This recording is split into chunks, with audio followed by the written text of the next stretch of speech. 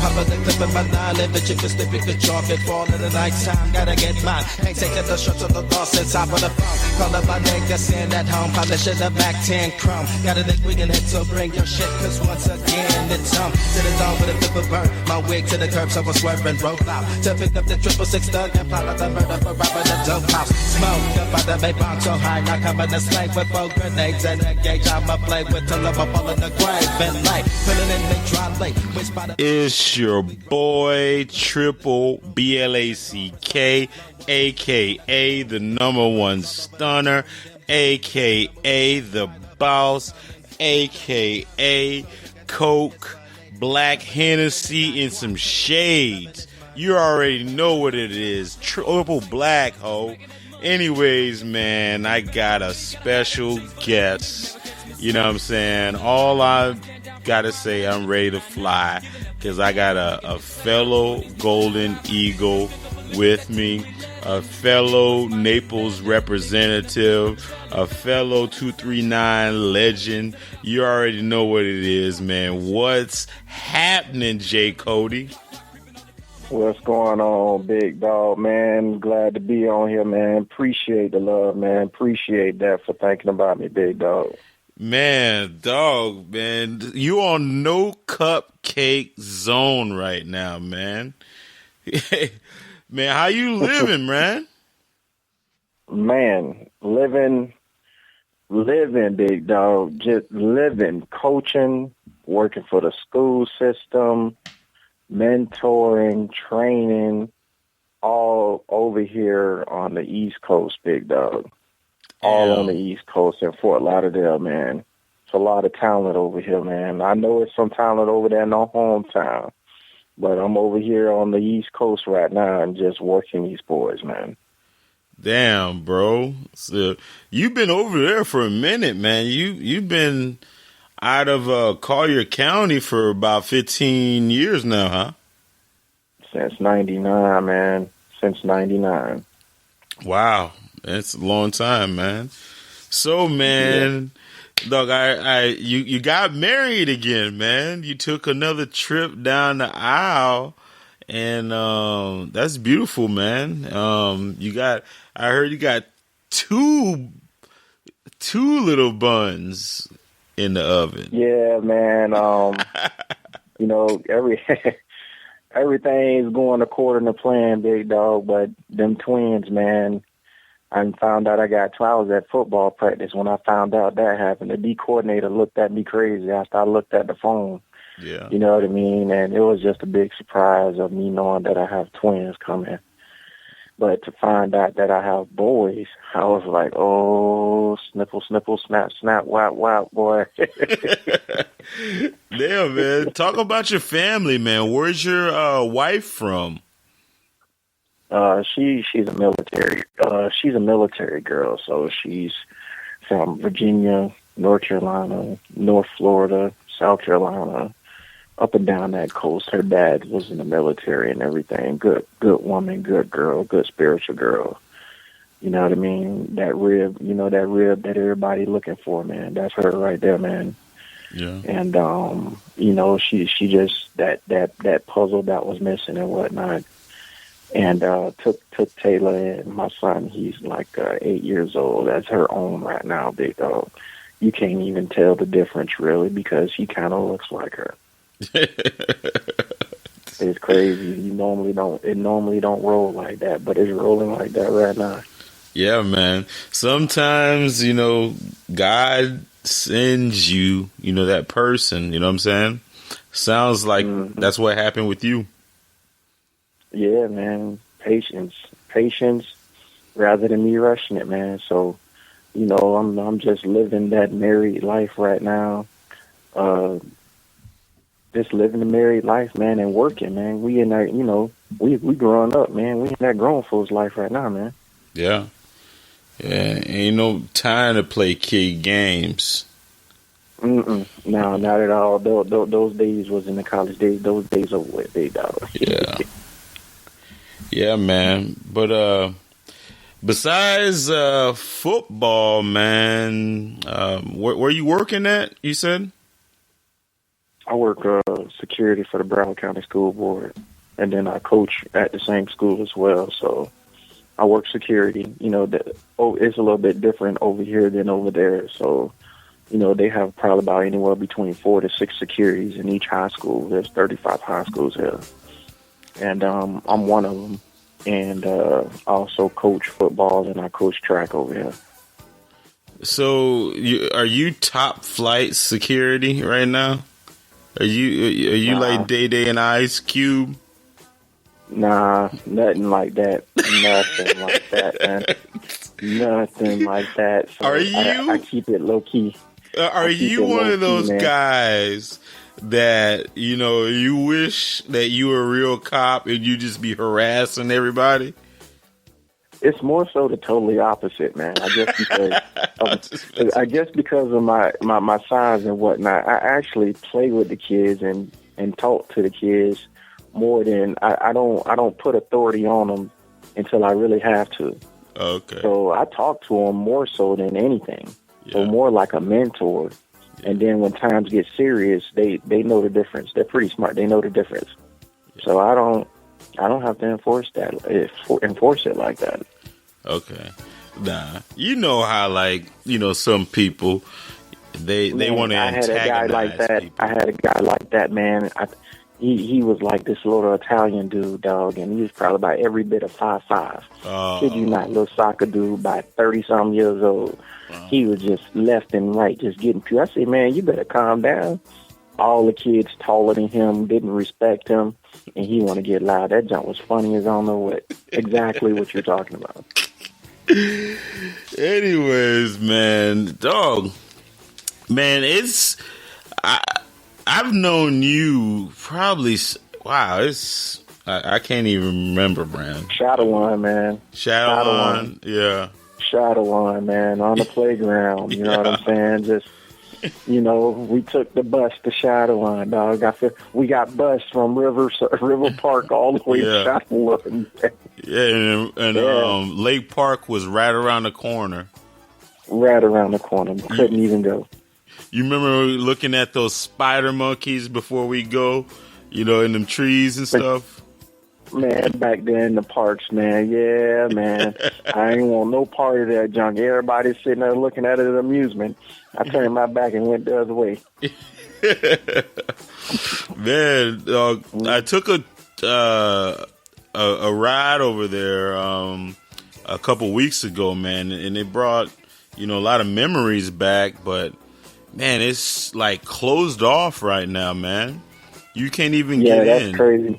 Yeah. Yeah, that's crazy, man. They put gates up there, and they look like they don't want the people that grew up there come back in there and whatnot. You know what I mean? But you're able to go in the park.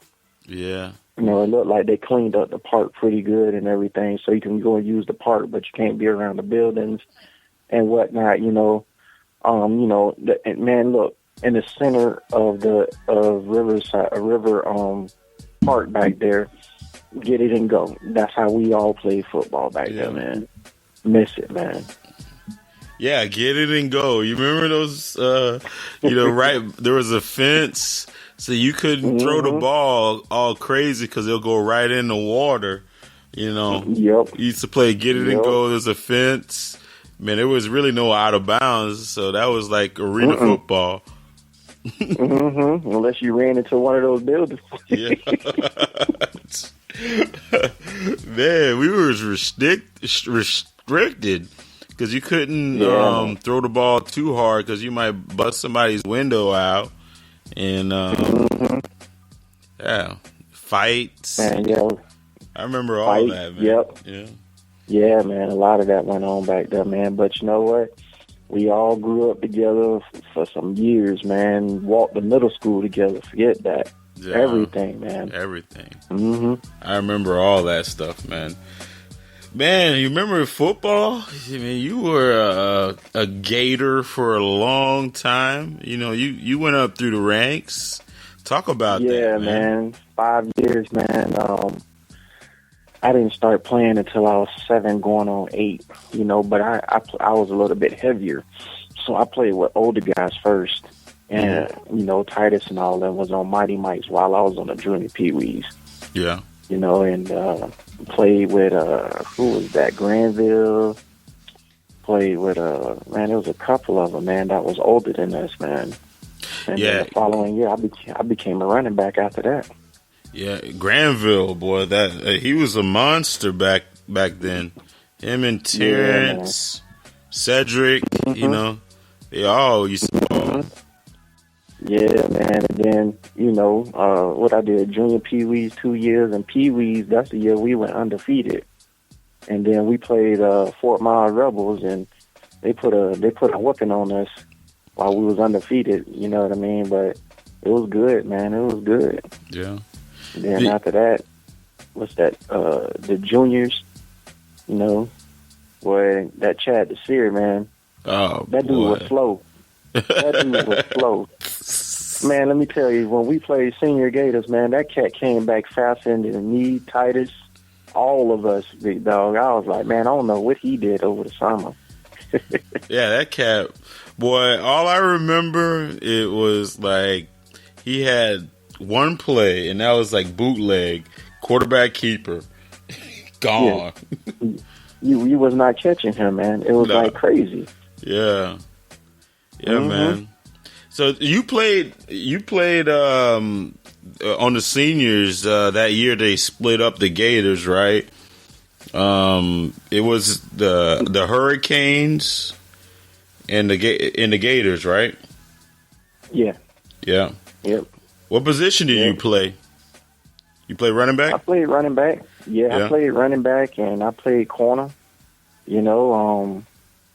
Sure, that year right there, was it like we were supposed to do good that year, but that's the year I think Chad broke his hand. Yeah. And then it was Cedric Morgan, and then something happened. You know what I mean? But we didn't do so good that year. For some reason, I can't really remember, but I do remember the people that we were playing. It was good. It was pretty. We played against some athletes, man. I don't remember their names, but anytime we played Clewiston, I knew we had to come with the thunder. With the boom. Man, I was good friends with Cedric, and I think Rashad played for you guys. I couldn't never make the weight, so I didn't play. But I remember you guys were playing Riverdale. There was this one cat, Tobias McKay. Man, that dude is real. Yeah. Yeah, he was. He was fast, man. Oh, and they had Philip Buchanan and this other cat named Maurice something. Man, those dudes were nice. Yeah, them dudes was fast. I think if I'm not mistaken, I think they from somewhere and started playing for Riverdale. Because on my junior year, we demolished Riverdale. Like Riverdale didn't want no part of the Gators my junior year. But the following year, like, them cats came out of nowhere, and them jokers just came to come play. Yeah. Yeah, Tobias McKay, I think he played for North Fort Myers before. But he was good as fuck. Really good. He was. He had some real good feet, and he was fast. Yeah. I don't know if you remember back then, them jokers was decked down with wristbands, dude. They had wristbands on their ankle, their calf, their knee, their wrist, their elbow. Like, seriously, you would think they was some type of a candy cane, dog. Yeah, you remember some, like, back in those days, there were some players, I'm not even going to name any names, but there was a couple players that were on the field for decoration. They were big neck roll, stockings, spatted up wristbands, everything, bro. Like you would think they was taking pictures at the game, dog, or something. You know what I'm saying? Yeah, yeah, man. I remember. I can't remember what team it was. Actually, I think it was a Stero. Stero they suck bad though. They used to have like some big ass players, like looking like high school players at the time, and like with all the accessories on, and they were just whoopee cushion soft. Man, but you know what though? They wore all those neck braces and everything, but when they took off the pads, they was the same size as me, man. Yeah. That jump was so funny because remember that's when your jersey was rolled up to your belly button and jump. You know what I'm saying? Everybody had to do that. Yeah. Who started that trend? Was it Miami? Miami. With Man, Ray Lewis them. Yeah. Ray Lewis them used to cut their jersey real short where they show their stomach. You remember that? Mm-hmm. That was like the look. Yeah. Yeah. Man, I did that one time. All it took is one scratch across my stomach, dude. I said, man, forget this. I'm rolling that joker down. Man, we're gonna get into it, man. You had quite a journey, man. Talk about your freshman year in high school, man. We played freshman football together, man. Yeah, do you remember that? Man, I remember that like no other, man. Remember Mac Thomas? Yeah. You know what I mean? So the talk was Mac Thomas, and then Evan Wilson just really hyped my name up. I don't know why. Yeah. But he hyped my name up, and then Mac Thomas was like, man, who is... Yeah, shout out to Rofat, man. Rofat. Yeah. And then, Mac Thomas was like, man, who is this James Cody? It's some white boy or something? And Rofat was like, James Cody gonna knock you behind that. I was like, hold up, man. I don't even know this dude. You know what I mean? But, hey, we had a squad our freshman year, dude. I mean, from D-line to linebacker to quarterback to running back, man, all of us played football together, and I just wanted to go ahead and, I've never really cared on who I was hitting. I just wanted to take somebody's head off, man.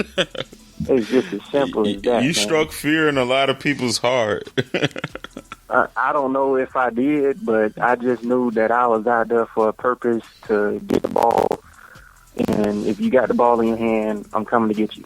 Yeah. Simple as that. Yeah. Yeah. You know what's crazy, man? We had our freshman year, we had, some really good athletes, man. I remember Terrence Morgan, he played varsity. He was really good. Cedric, he played JV. JV. And then they moved into varsity. Yeah. And then we had Rashad Hampton. Was it Titus, Nick Monsanto, Titus, Telly Melendez, all those big jokers, man. Man, we had a lot of big Zach. Yeah. I don't know if you remember Zach. Oh, Zach Tankfo? Yep. Yeah. Yeah. And Mike Truck. Yeah. Marcus Harvey. We just had a lot of people that can play, that was good at sports. But it seemed like when sophomore year hit, including myself, a couple of things happened, man, and people just started dropping out like flies. Yeah, man. I think by the sophomore year, it turned into more of a high school football, and you couldn't just go out there and play like we used to. Right. And you actually had to go ahead and start listening to the coaches, but at the same time, there was other stuff going on outside of that too. So, right. That's a growing stage of all of us and everything. You know what I'm saying? No, absolutely, man. It was a growing stage for me too, man. To tell you the truth, my sophomore and my junior year was a blur. Was a absolute blur, because it's one of those times where you're really trying to find yourself, and there's a bunch of different influences that come in your life. Not necessarily a bad thing, but you kind of it almost you're almost trying to figure out what path you want to take. Do you want to take Yeah. the bad path or do you want to take the good path? Me, I was in between. You know, one day I would get up and go to school. And the other day I'll be like, man, I'm finna go hang out and not do that. So I was kind of stuck in the mix. But good thing Coach Kramer them came around and straightened my life around. Yeah, man, them jokers is a blessing right there. Yeah. You know what I mean? But that junior year, man, I kid you not, I think I worked the Lord. That's what happened to me. Like, I gained a lot of, man, I used to be a shift manager at KFC, dog, right off of 951 out there in Golden Gate. While you were in high school? Were gone. Yeah, man, my weekends were shot. Like, I worked like almost 25 hours a weekend. Heck wow. yeah. And you played football. And I played football for. Yeah, I remember you were real Slash then, because I remember you kind of took on that moniker of being Slash. Like that sophomore year, you played varsity, right? Yeah, quarterback, receiver, safety, corner. Yeah, you did everything, huh? Yeah, man. Yeah, sure did. Dog, yeah, they made a highlight on me on that, man. I ain't gonna ever forget that junk, fool. Right. You remember how the high school sports will come on Friday night, and then you'll see the highlights in the short. Man, Kevin Francois, man, made a highlight on me. That joke, I tried to come down and take his head off. He was like, "Nope, not getting hit." I just shook my behind and made a cut and went upfield, man. Yeah, man. Dog, how was it that year, man? Because that's what Mark Mouton. Yeah, Naples High was supposed to, come back. This is after, Willie Washington, DeMar McCrary, them all graduated, but they were coming off a season of 7-3. What happened, man? I know you guys. The only player I think that even stuck around was Mark Mouton, right? Mark Mouton and Craig Leith. Jeff Bentley. Jeff Bentley and remember Todd Etheridge. Yeah. Yeah, it was a couple of them, man. But those handfuls right there, was the ones that actually seemed like they wanted it the most because they knew what we were capable of doing, Mm-hmm. But there was others that was just out there like, look at me, I'm on varsity football.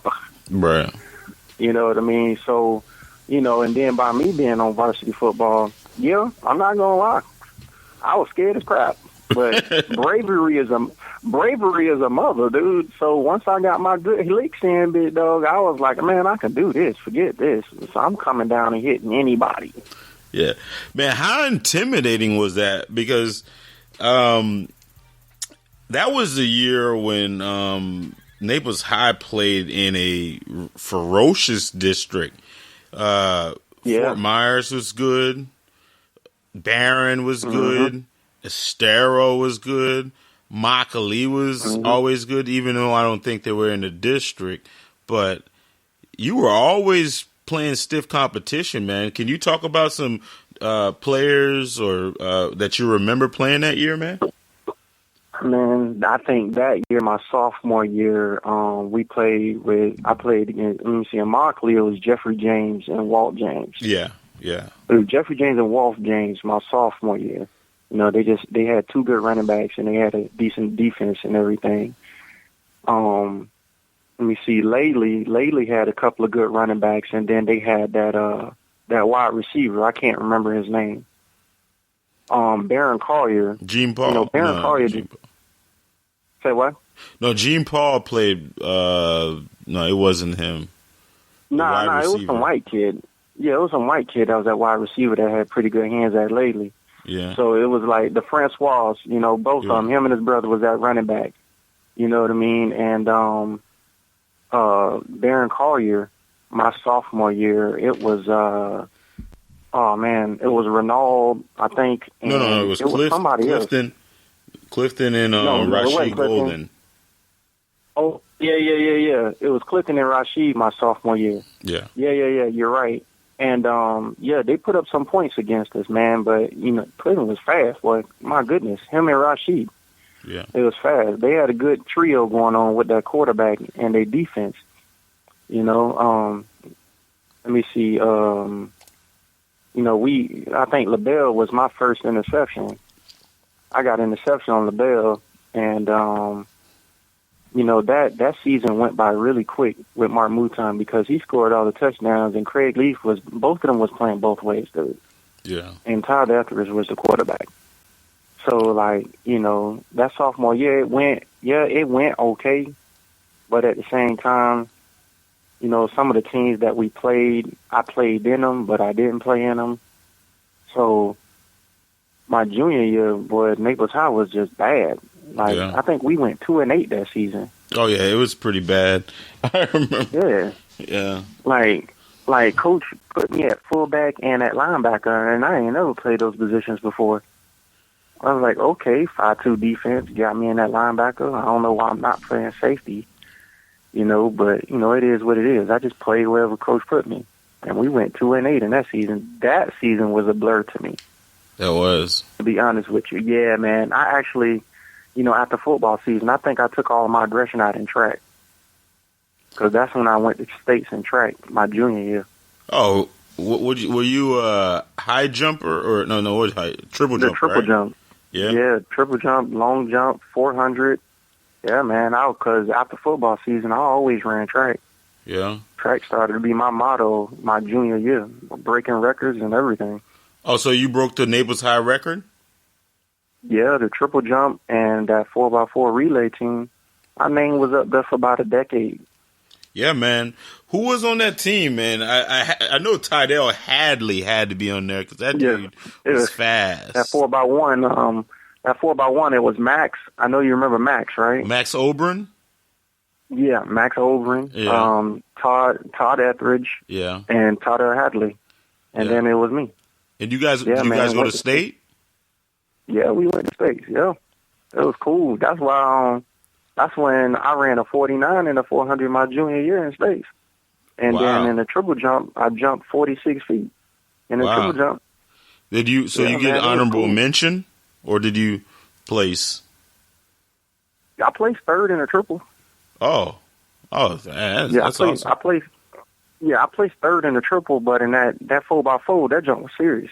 Yeah, them jokers was fast. Yeah, so everybody was running 40s in the 400 that we ran against. Yeah. Who ran anchor? Etheridge. Todd Etheridge did. So who was the fast out of that bunch? I did. You were the fastest? Yeah. I did. Wow. Cause I did. Like everybody had their off and on, but I think like throughout the season, the more and more, I got faster and faster. And when it came to states, that's when I ran that 49. I ran a 49.6, 49. I ran a 49.7. Wow. In the 400. What? So what? Yeah, man. So you qualified for state, huh? Mm-hmm. Yeah. So what was your 100? What did you run the 100 in? I didn't even run 100. I didn't run 100. Like, and my 100 was like 11.2. I didn't even run 100. Like, my track speed and short distance was way different than like football speed. Right. I don't know how, but it was. I was able to switch my stride up. Right. But once it came to football, I had football pads on. It was a different story. That does explain your running style. That I did see that it definitely changed. So watching you coming up versus what your senior. You were much more of a strider, and I think that's from your track work, huh? That 400, yeah. Yeah. Mm-hmm. And then that stride just got faster and faster. Like even in college, it got faster and faster. Damn. Throughout college, my fastest time when I got into the 40, it was a 4.46. Wow. So you learn in track to be more controlled, right? More controlled in position running. Because I remember Coach Kramer did that with us. Oh, yeah. I forgot what it was called, where you gotta like rest your head back and pump with your arms. I forgot. It's something control. You keep your arms pumping. You know what I mean, and you lean your chest forward. Right. You get a forward lean and everything, and you keep a relaxed face while you're running. Right. You know what I mean? So, all of that came in hand, and it came really good once my senior year football came up. And so once you went on ahead and put the speed, and me still not caring who I hit, that junk I just got reckless. Yeah. I remember that spring when Coach Kramer came in, it was so much of a transition because, coming from the Bradford regime, it was, now you think about it, the Bradford regime was like a joke compared to man, we Kramer. had all those machine weights. Yeah. And Coach Kramer and Coach Dollar came in and said, man, basically they was like, man, get this junk out of here. We ready to hit some free weights. Right. And then that's when they was like, man, we going to do some BFS. Right. And so I'm like, what is BFS? And then all of a sudden you see medicine balls. Bigger, stronger, faster. Yeah. You know what I mean? I'm like, boy, you doing medicine balls and dots before you even lift weights. Yeah. Hey, yeah, you were in track and being that.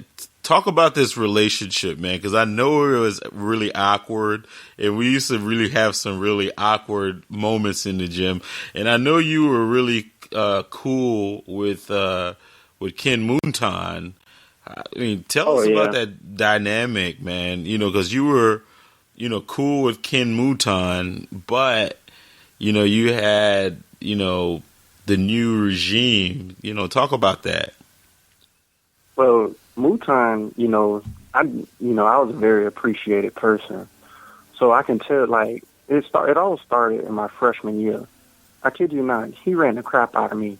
It was with DeMar McQuarrie, with Willie Washington and all of them my freshman year. I kid you not, I quit for 20 minutes. That man had us running 600, it's probably about 5 400s. And I ain't never run 400s like this in my life. After my third 400, I was like, this man crazy. I quit. I quit for 20 minutes, and it was like, nah, bring him back. I think after that, he respected me more for coming back because he knew he was pushing us. And a relationship did build up, you know what I mean? And I don't know what he saw in me. He saw something in me, and he just kept pushing me, and I just kept going.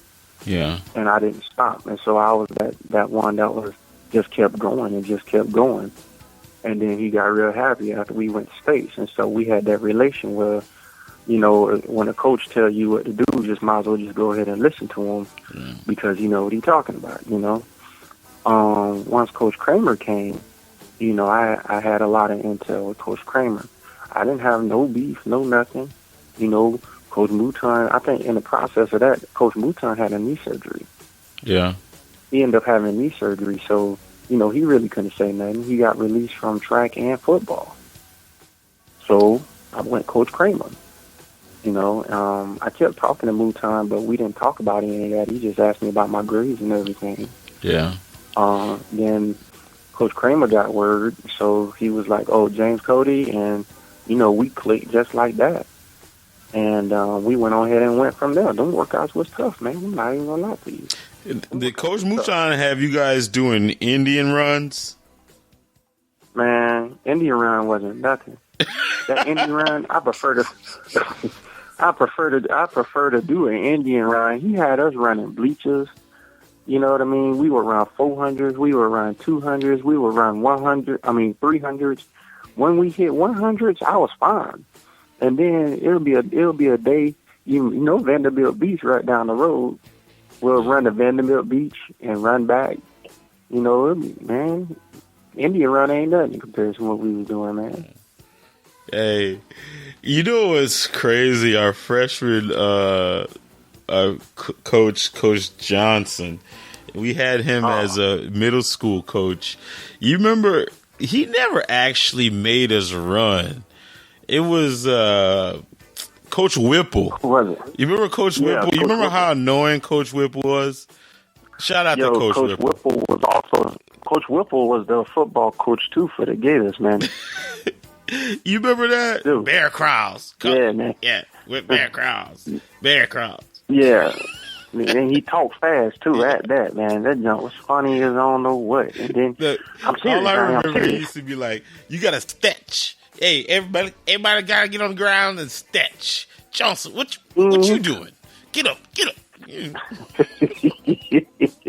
Hey, he was like that white dude on doggone Waterboy. Yeah. You know, you hardly understood what he was saying most of the time too. He's like, boy, sometimes when he get mad, he just start like throwing his hands up. You really didn't understand what the hell he was talking about. Damn, him and the mechanic hands, dog. That joker has some fake hands too, boy. Don't get hit by them hands. You always try to shake your head to Coach Whipple. I saw Coach Whipple somewhere. I can't remember where it was. Dang. Oh no, Fresh Market. I saw. Yeah, that's where I saw him.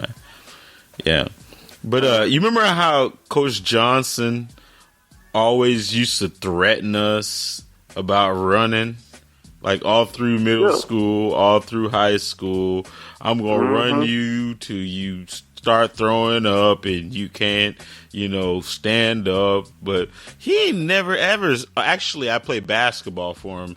He made us run a lot. But during football, he never made us run. Nah, he used that as a threat, man. And he couldn't even really yell neither. So it was kind of funny. And I think you called him out one time as we was running. You said yourself while we was running. He was like, man, we're not finna run that much, man. He just talking. James Cody, get on that line.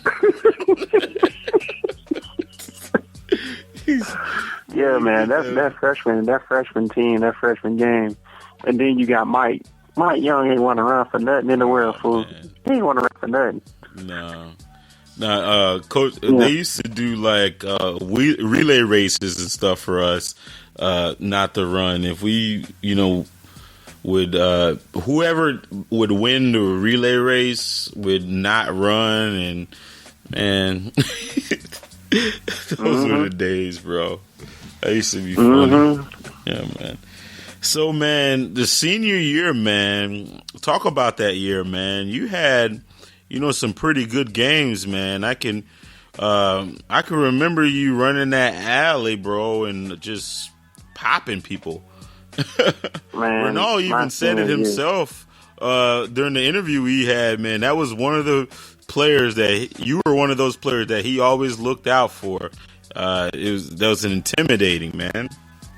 Dog, I tried to take that cat's head off one time, dude. And even though he tried to turn sideways and shake me, he slipped and fell. But he was so low to the ground, he couldn't do nothing but fall trying to cut. Yeah. He one of the few guys that can cut about 2 inches from the ground in full stride almost, dude. Yeah. That joint used to make me mad, man. But I tried to take his doggone head off. I like him. Like he grew up with us and everything else, but the way he was running, I was just like, I'm gonna catch you. Yep, I'm gonna catch you one time. Yeah, man. But my senior year, man, I remember almost like every game, dude. Like I had somebody told me that no colleges was looking at me yet. As a matter of fact, I did. I had letters. That was it. But nobody called me. Right. And everything, and like I felt like I had something to prove. Yeah. Man, I can remember what game it seemed like everything hit full stride for you, bro. You made a highlight tape out of that damn game. I remember that Riverdale game against Riverdale, bro. Man, and that was a pretty awesome game for us, man, because I think we had like 2 straight shutouts. To start the season, and that was our third. And then they had these 2 cats. I think his last name was McDonald and something else, and they had these big soft twins. These big fat linemen, man. These guys were like 400 pounds apiece. I went against them, man. That was the softest line that I've ever went against. I could not believe how weak those dudes were. Man, them dudes got clout for their size, man. Oh, they got a lot of clout for their size. But, that one game got me into college. Yeah. That one game. That's a game that was one of the worst conditions, because remember, that field was kind of flooded, too. Oh, yeah. And then those running backs, those two dudes were talking smack. I think they told the paper that couldn't be stopped. Like, we can't be stopped or something like that. And, they played psychological games with us. The coaches did, and they were, had all that bulletin board material. And we came out there. I mean, you came out there, and dang, what was you drink? You ate your Wheaties that day? Man, let me tell you, that is the year TD had his own shoes. Terrell Davis. Yeah. Bro, I had some kind of boo-boo cleats. Somebody, I can't remember who it was, gave me a pair of TDs. I felt like I was the world. I'm not going to lie to you. I was like, okay, I got me some TDs. I'm about to ball. Yeah. Rainy situation, I didn't care. I was already cutting up the field during doggone warm-ups. I was like, I'm about to ball. But I didn't know that I was going to be doing all of that. Fool, I had 12 tackles, 2 fumble recoveries, 1 caused fumble, 2 interceptions, and ran 1 back for a touchdown. Yeah. And you were running that alley, bro. I mean, was it what they call it? Yeah. Where the safety just comes up. It was back there. It was like you and Al Green back there. No, Mark Kovacevic. Oh, Mark Kovacevic. Man, yeah, Mark Kovacevic. I remember that year we were supposed to have you and Mac Thomas back there. Mm-hmm. I can't imagine if we would have had that. Boy, our defense if was. Had Mac Thomas, man, I wouldn't have been alone. That would have been sick, bro. Titus. Yeah, Titus had 1 corner locked, and Al Green. I think he was a sophomore. He played pretty good. It was out of Al Green and Troy. I think Troy was at the other corner too. Troy Rocky. Yeah, I think Troy was at the other corner. Yeah. And so we that game right there. I think UCF saw that game right there, man, and they was like, you can come with us. Well, they were there to scouting somebody else, or they were there to scouting you. No, they were scouting all of us. Titus, Rashad, they were scouting all of us, even at different schools. Because Derek Wallace. Yeah. They were scouting everybody, man. Everybody. Yeah, man, that game. The other game that I can remember, man, you really made it, even though we lost, was against Fort Myers Green Wave. I mean, to this day, I think that was the best offensive I ever played, man. It seemed like every time we would have them, that quarterback would make an amazing play. Andre McGill. Oh my God. You're welcome. Huh? Yeah, man, that game right there was a very, very frustrating game for me personally. But you made some big hits, though.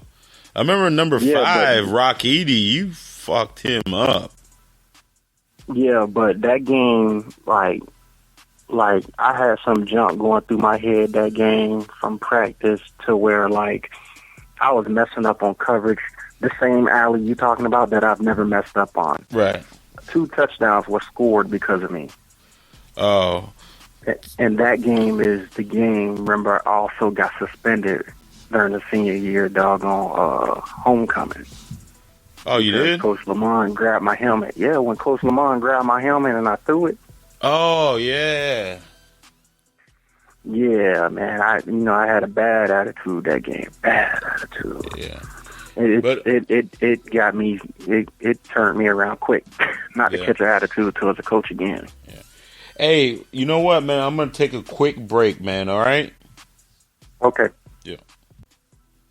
We back in the building. We still in the saddle. James Cody, man. We was talking about that Fort Myers game, man. Oh yeah, that Fort Myers game. That explains how that little short Spanish kid was open. It seemed like wide ass open. I forgot what his last name, Virial or some shit. I don't know what his name was, but that joker was open. I don't know how. I don't know what, but he was open, and I had a very bad game that game, dude. Yeah. That was one of my worst games I've ever played, and that game got me kicked off the team committee. That game got me suspended. I couldn't even be a doggone team captain no more, fool, after that game. Wow. Okay. All of that happened in one. And then we had a week off, and then I got suspended. No, I got suspended for the homecoming game. Remember, I didn't play a Lehigh game, remember? That explains why that they didn't actually, there wasn't that great of a team. They were okay. They had just the only player that I can Phillip think was of. Doing everything. Yeah, they had Phillip, and they had Nick Monsanto, and this tall wide receiver. I think his name was Melvin Scurry. Man, he wasn't even really doing anything. It was all Phillip Buchanan. Yeah. And all I remember is that Mark Kovacevic could not catch him. Yeah, we really miss you that game because all they did was run toss right, toss left. They ran a counter play or a toss play damn near every single play. And on offense, we just kept throwing interceptions. Yep. And that, I would normally come down or whatever the case may be, but shoot, I was on the sideline, dude. That joker got me right. Yeah. I think, after that game right there, we played, who we played, Cypress Bay? No. Cypress Lake? No, we played Cypress Lake before that. I think we played Stero, and they had David Hall and Adrian Hall. Like, those are two players, and they had a big-ass offensive line. But remember, in that Cypress Lake game, I had, I needed 10 stitches after that game. What happened? I couldn't do anything. Somebody, remember on the helmets, how it used to be metal that you buckle up to your helmet. Because right now they switched to the plastic. Well, somebody sharpened the metal helmet. Somebody sharpened it. Mm-hmm. So when I went to go and make a tackle, my skin was flapping. So I just ran to the sideline and wrapped it up and came back in. Yeah. Oh, yeah, it was your hand, right? Yeah, it was with my hand, Yeah, I remember that. And so after the game, I had to go and get 10 stitches for that. But that's the game that, man, I don't remember who that running back was. Barry White. My hand was messed. Barry White. Speed demon. I ran him over like I was running the ball. Yeah, but he was fast, though. Yeah, I don't know why he thought he can run me over at the time, but he lowered his shoulder and he hit that ground fast. Yeah. That was actually, that game ruined my whole season, really. Because I ended up doing, it's a high ankle sprain. That was the game where Coach Kramer which that was a really questionable decision. Shout out to Coach Kramer. It was the game where there was supposed to be a hurricane, and we wanted to play the game, but we were actually undefeated. And for some reason, we played that game on a Wednesday, and we moved it up, if you remember correctly. You remember that? Yep.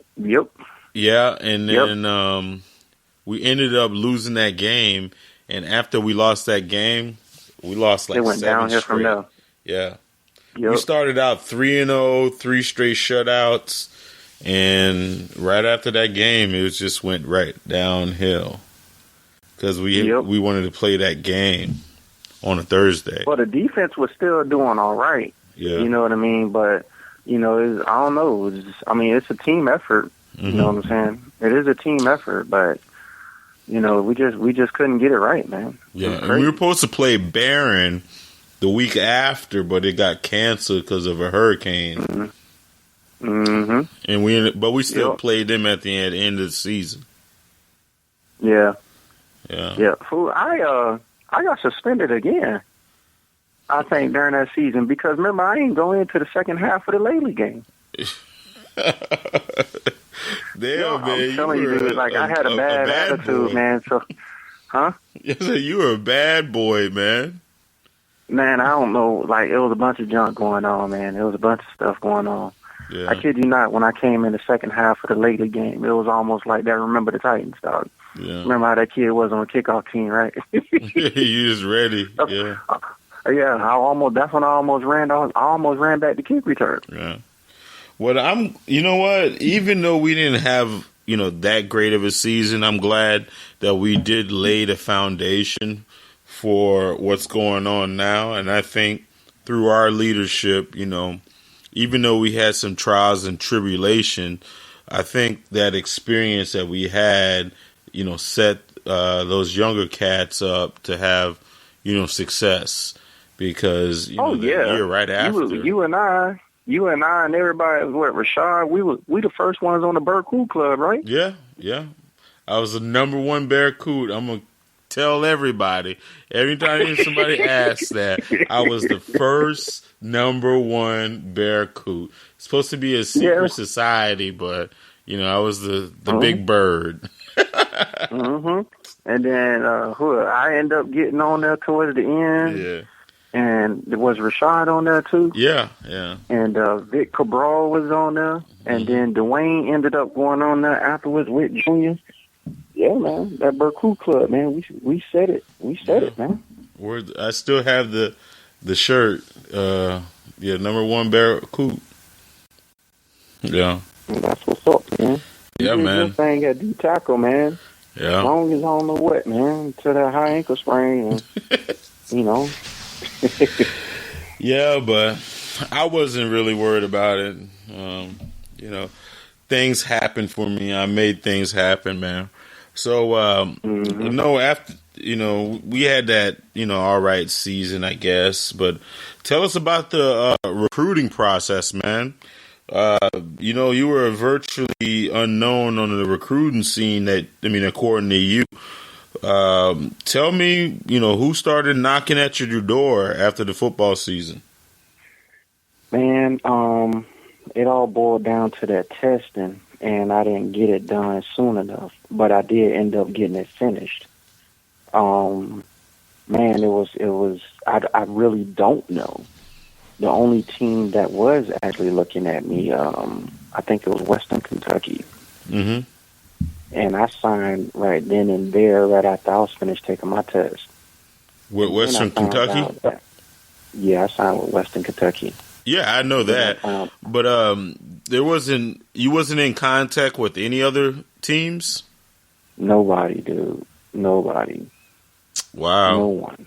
Man, what would you tell these kids? Because I hear this reoccurring theme, of the SAT and the ACT.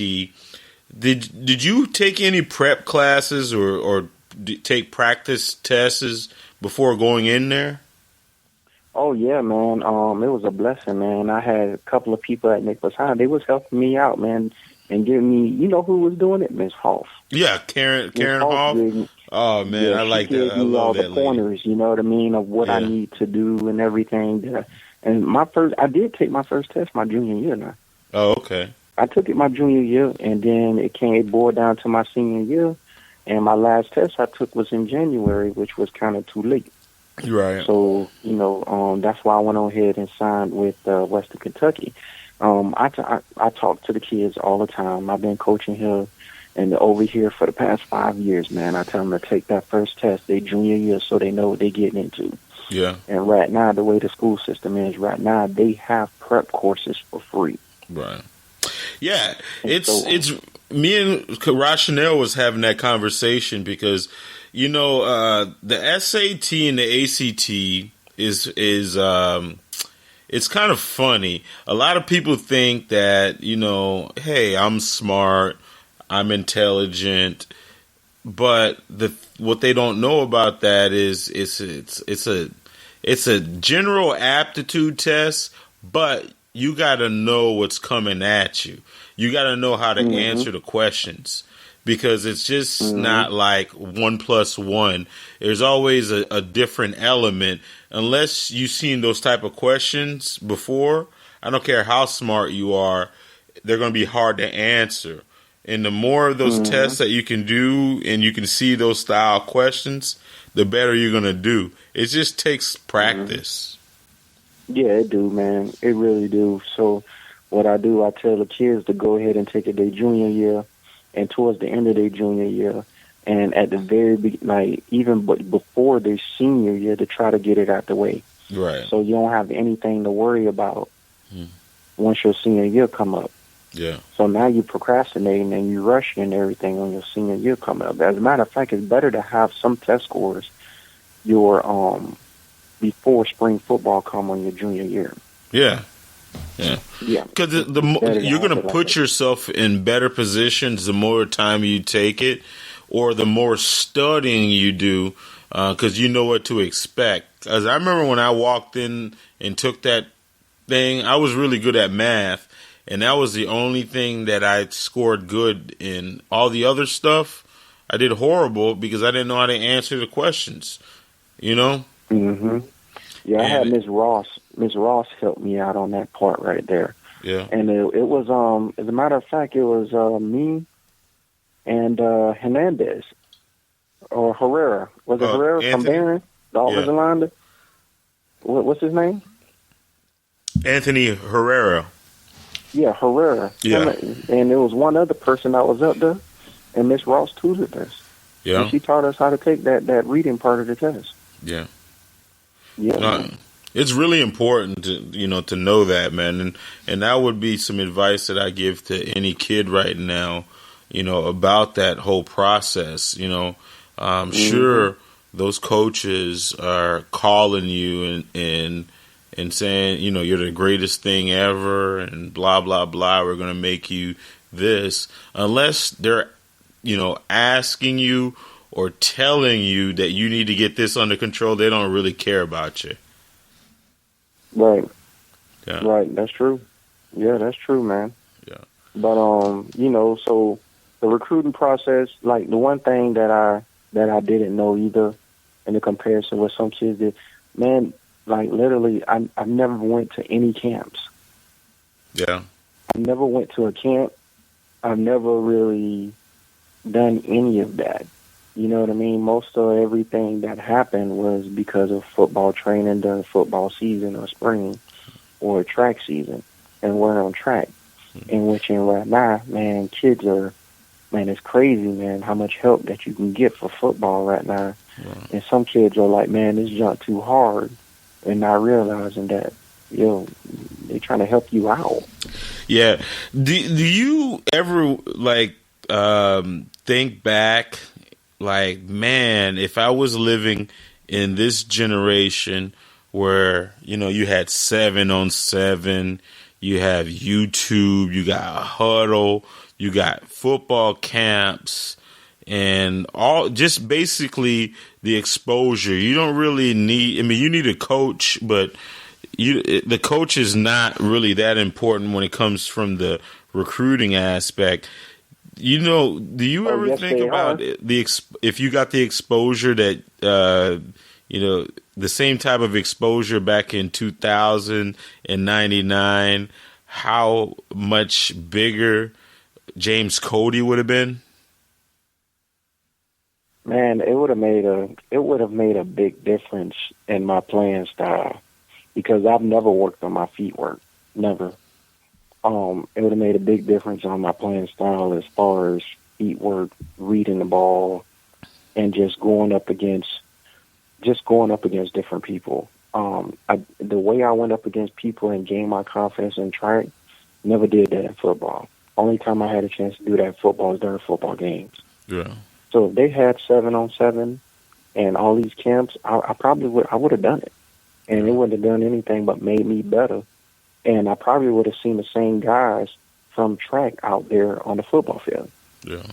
because I gained a lot of confidence when I was doing track.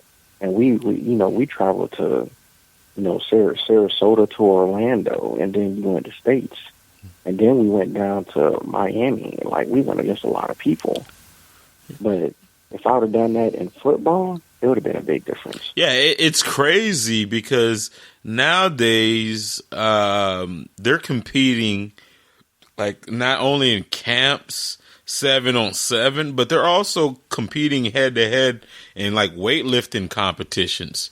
So, you got real rivalries, like other people at your position within the county or within the state. You're seeing them like a couple times a year instead of once a year on the football field. You're seeing them in 7-on-7 camps, weightlifting competitions. Mm-hmm.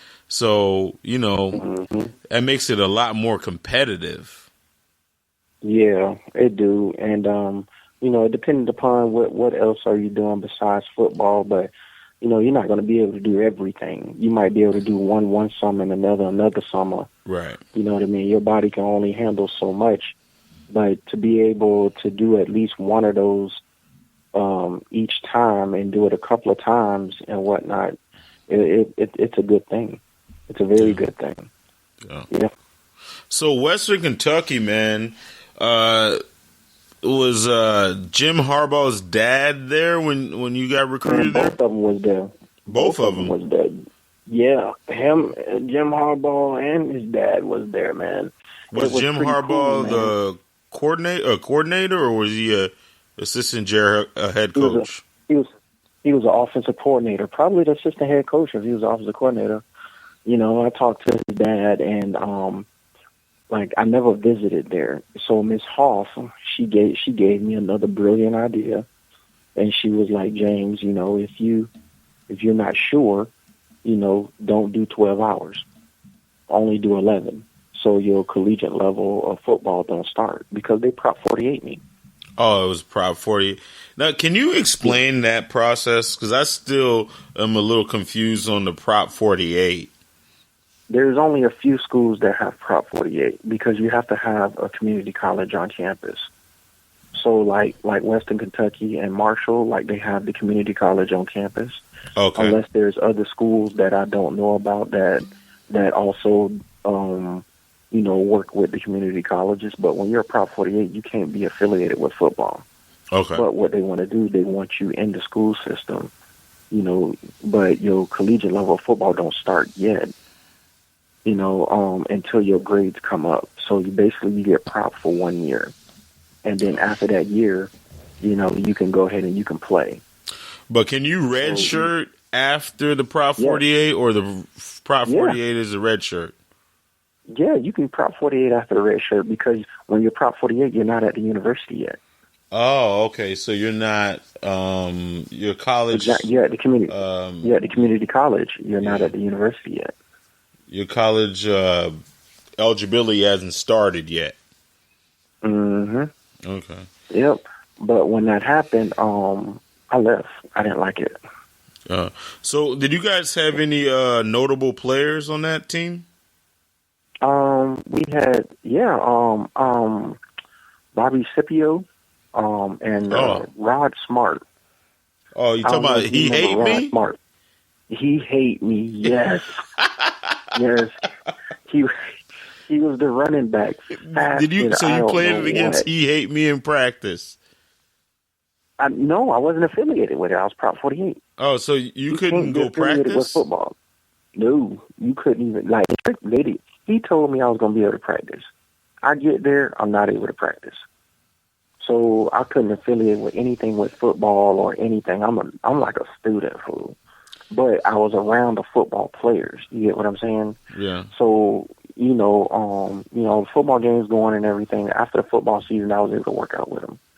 But little that they knew, I already had some up my sleeve because I ain't like to think on how I got treated and how I was there. Yeah. So did you feel that you would have played as a freshman? I don't know. I don't know. I can't really say that.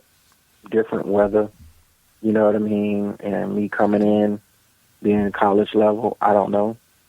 I felt like I probably could have, but I don't know in that situation right there, man. Yeah. How You know what hard? I mean, how hard was it to focus, man? Like knowing that you were supposed to come in there, and then all of a sudden you're like outcasted from the football team. How was that? Man, it was real hard to focus, man. It was real hard to focus, but I had a couple of people talking to me while I was in school, and they just told me to focus on your schoolwork, focus on your schoolwork. And so I started focusing on my schoolwork. And believe it or not, man, at Western Kentucky at the time, that's exactly where Nappy Roots came from. Oh, yeah.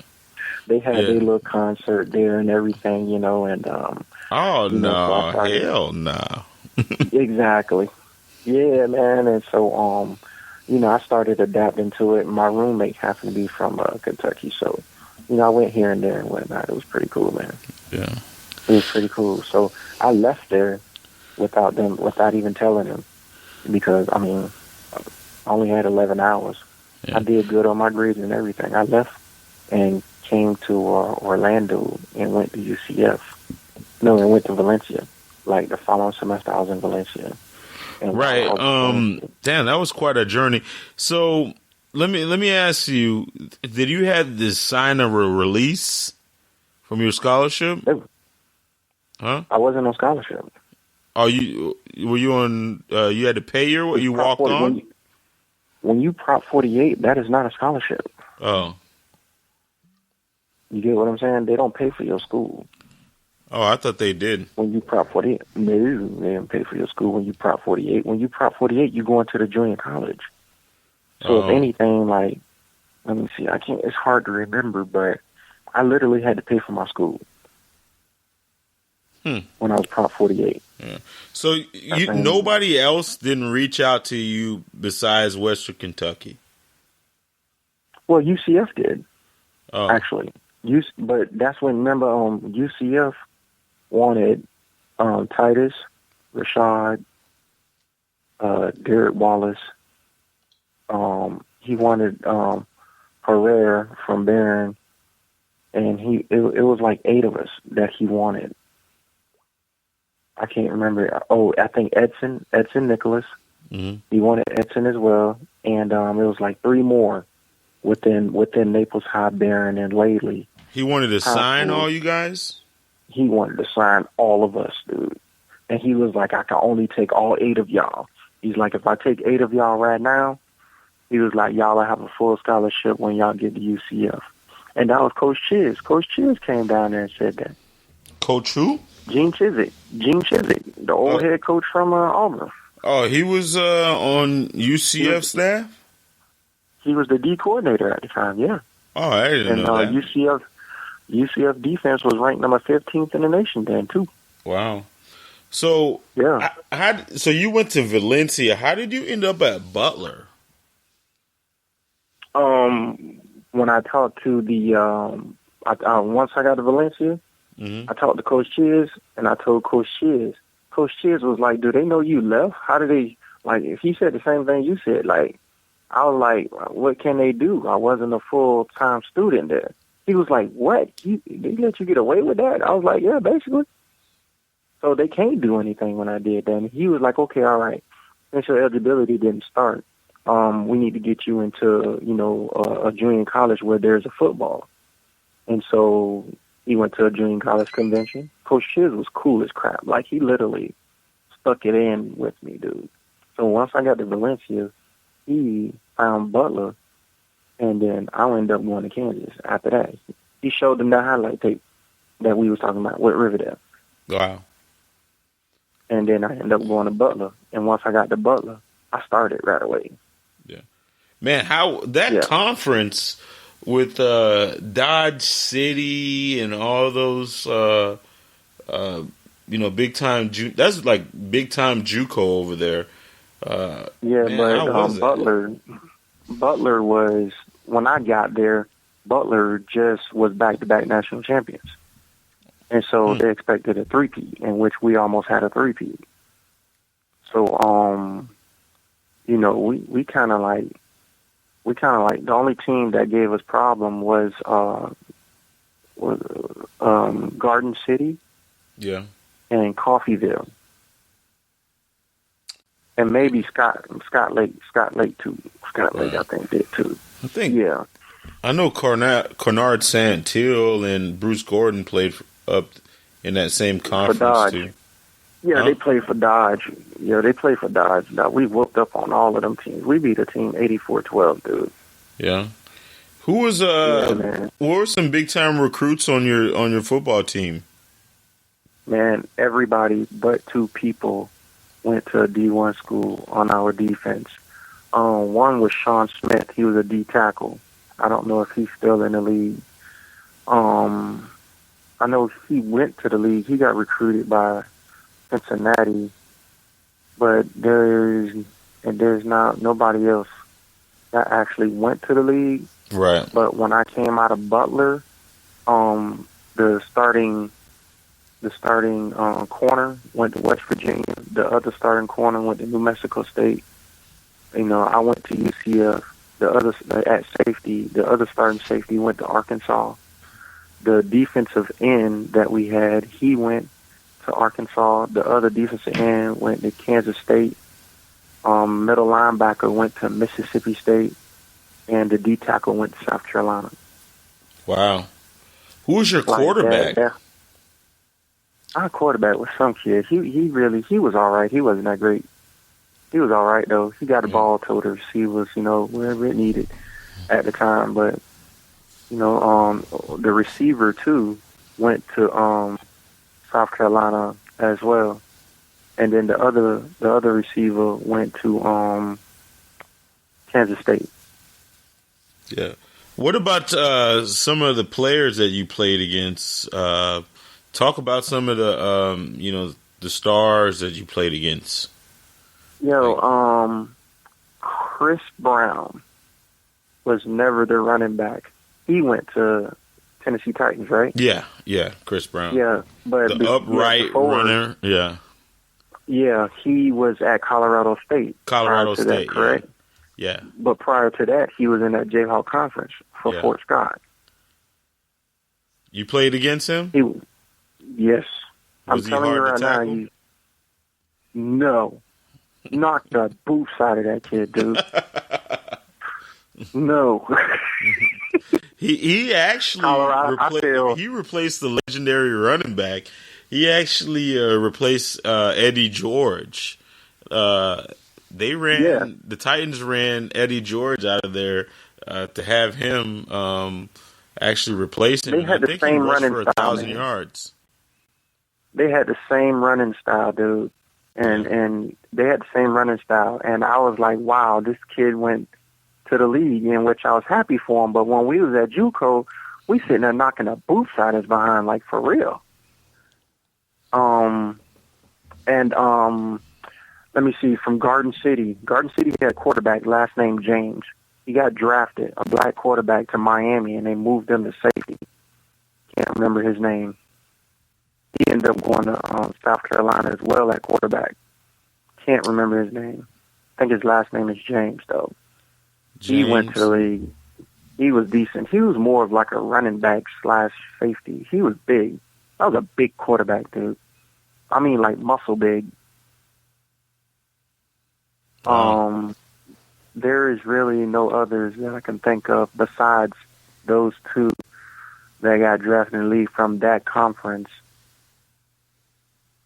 Yeah. There's really no others that I can think of right now. But you guys had a lot of good competition. It wasn't like any slouch teams. It was you guys. No. Garden City, we went quadruple overtime with them. That's why we didn't make it to the national championship. Yeah. Yeah, and Fort Scott, that was like one of the coldest, sunniest games I've ever played in.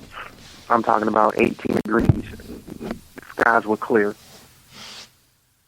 18 degrees and the skies were clear.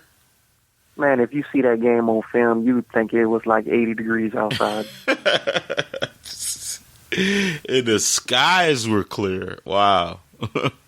Yeah. And so, I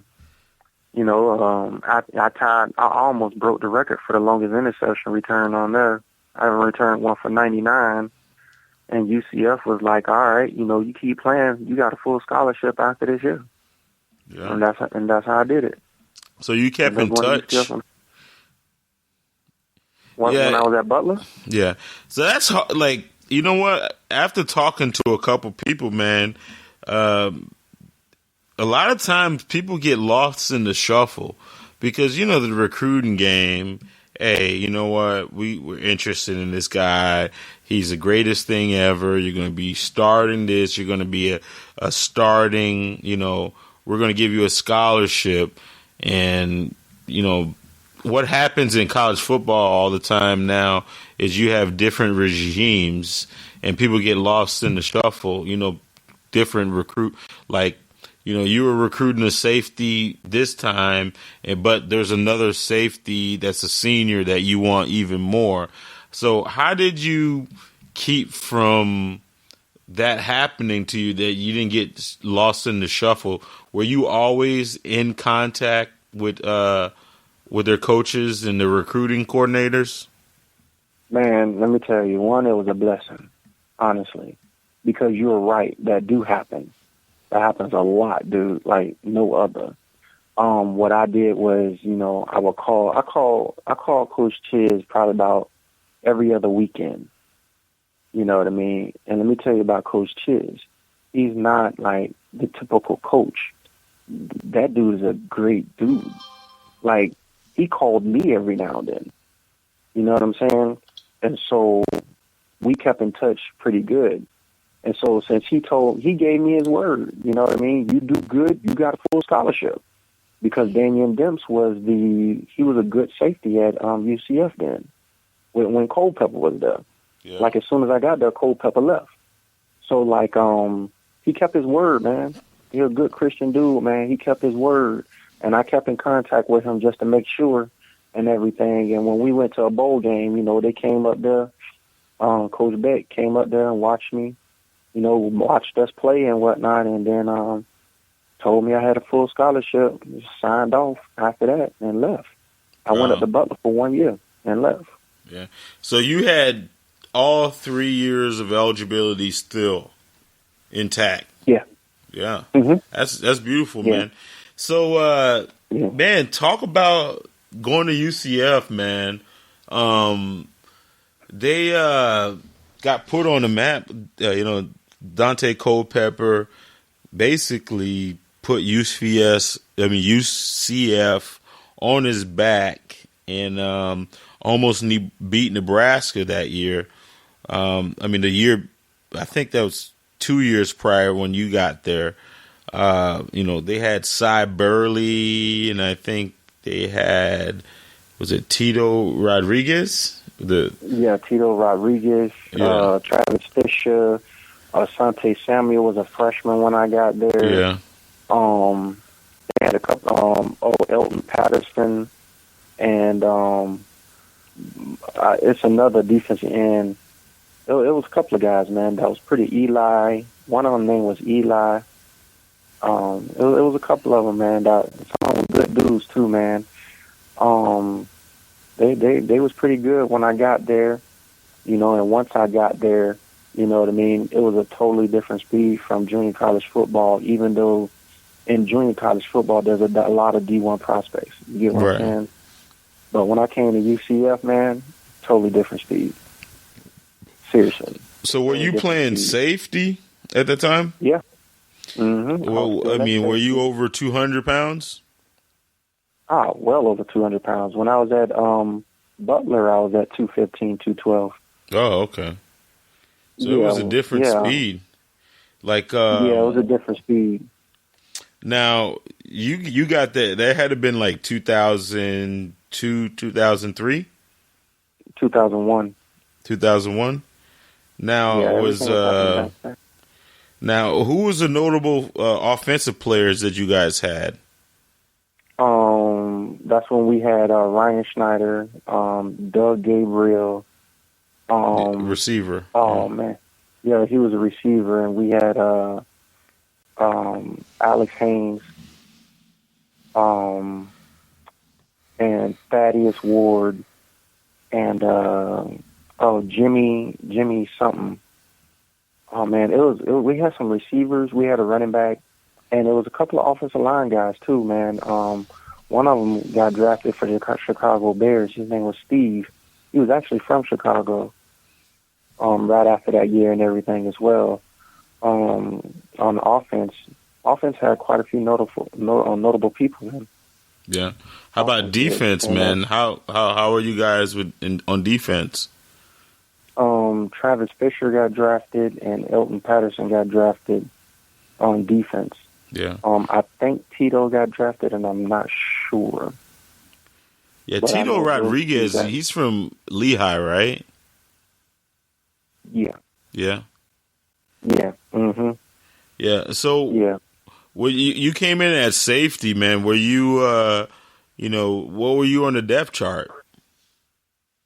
Man, shoot, I had to work my way up. Yeah. So yeah, and in college football, man, I had to switch my ways, man, because like even in junior college football, I had a macho thing, and nobody was stopping me, and them dudes was still playing like they was in high school, so they was still trying to run me over, and I was still hitting. Well, when I got to UCF, them boys trying to get their yards, they zip up the field gone.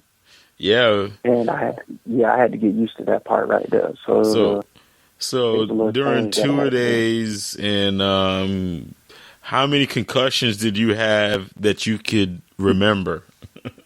I didn't have any concussions, man. I only had that one concussion at Naples High, dude. Yeah.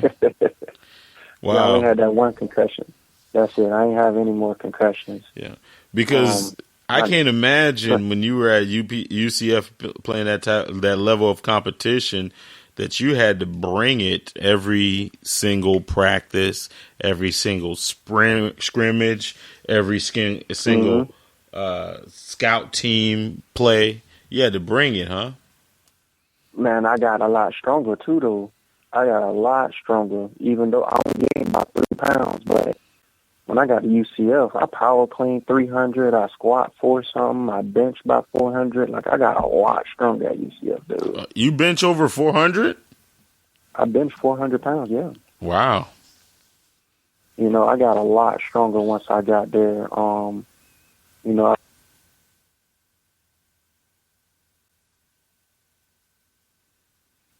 I think we lost Cody. Hold on. We back in the building, man. Skype. Shout out to Skype, man. You guys are real stable there. But we dropped the call, but we got Cody back on there. Hey, Cody, you were talking about benching 400, man. Damn. Oh, yeah. Yeah, man.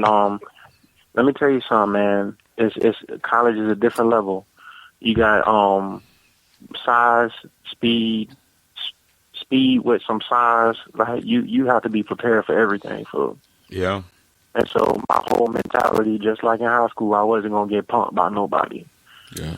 And so you have to really put forth that effort to keep your strength and to get stronger and not get bullied. And that was my mentality. Yeah. Yeah. You know what? UCF, man, I've been to a couple of those games. My boy Scott used to work for, I think it's Pegasus Point in College Parks Apartments. They had some box seats, so I think it was like twice I went up there. But in the Citrus Bowl, I sat in a box and watched a couple games before. I think we went and watched a Marshall game, but it was pretty nice, man. Brandon Marshall was a freshman when I was a senior there. Yeah. What I was talking about, I saw Marshall, them play Marshall, because I think they played in the MAC. But anyways, UCF, a lot of people don't know, like, they got the second largest college in the country as far as population. Yeah, a lot of people don't know that. Nah, they don't. You could easily get sidetracked over there at UCF, man, because you got the city, you got the UCF area, and then you got the tourist attraction. Yeah. And then you got Daytona right down the road. and then you got Cocoa Beach down the road. So, like, you can really get sidetracked from school.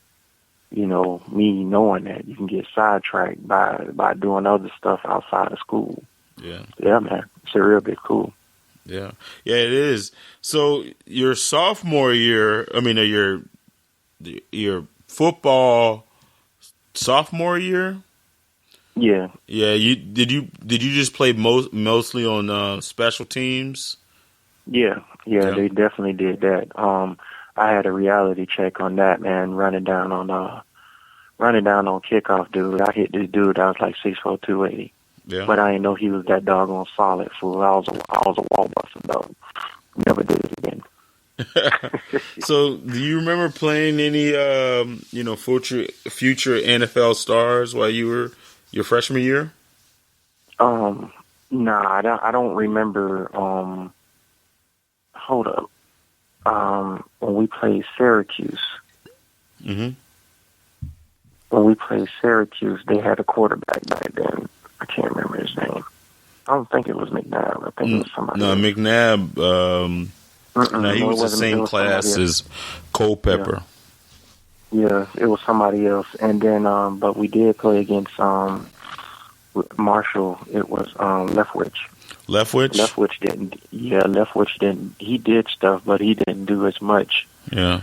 And let me tell you, Big Ben, dog, that joker is big. I'm letting you know that right now. You played against Big Ben? Miami, Ohio, yeah. Yeah? That was the match. Oh, yeah. Man. Yeah. Yeah. Big Ben, he did his thing, dude. I was like, dang. So, your junior year, man, where were you in the depth chart? Second on the depth chart. Yeah. That's when they got rid, like Coach Chiz left, and did he go to Auburn?